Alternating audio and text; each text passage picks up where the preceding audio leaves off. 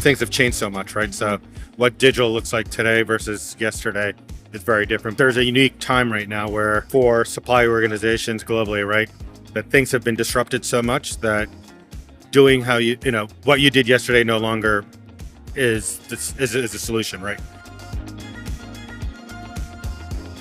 It's the people, process, technology piece, and in that priority order is huge.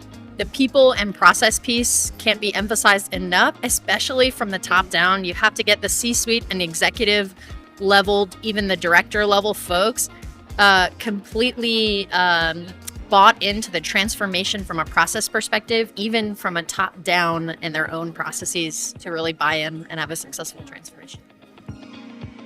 You need people that have, and then it came up this morning, right? You need to develop kind of that digital literacy and acceptance to want to be part of that, right? So I think that's critical for it. Reinforce change, communicate.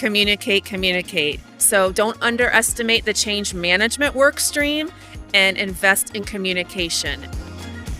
Right? To drive the change, there are a lot of people that are going to resist it. You don't necessarily need to change the whole organization. Maybe you don't need to change anybody, but you need to bring in people that have a different perspective and will help other people see the light.